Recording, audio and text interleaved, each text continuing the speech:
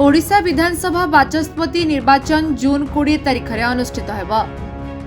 यह सहित पूर्व जून 18 और 19 तारिख में 2 दिन धरी नवनिर्वाचित विधायक माने शपथ ग्रहण करेंगे। तबे आज आठगड़ विधायक रणेंद्र प्रताप स्वाई को प्रोटेम स्पीकर नियुक्ति दि जाइछि।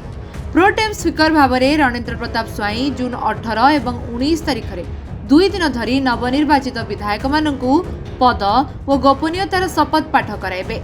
यापर हेब जून 20 तारिख में नुआ बाचस्पति मनोनयन पई निर्वाचन। राज्य में मुख्यमंत्री मोहन माझी नेतृत्व में बीजेपी सरकार गठन होइछि। 2 जन उपमुख्यमंत्री सह 8 जन कैबिनेट और 5 जन राष्ट्रमंत्री भाव शपथ ग्रहण करिसेंति। विधानसभा में संख्या गरिष्ठता थिबारु बीजेपी नेता ही बाचस्पति हेबा एक प्रकार निश्चित बोली सूचना रही।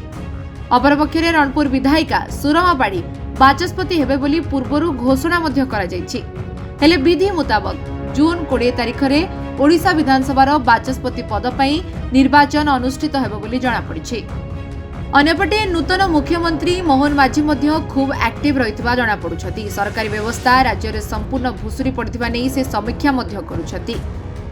यापरे विधानसभा बाचस्पति निर्वाचन पर राज्य में अनेक नुआ नियम एवं सरकार नुआ सुधार नीति गुड़िक ओडिशा पई आसिबो बोली समस्ते आशा प्रकट करुछथि।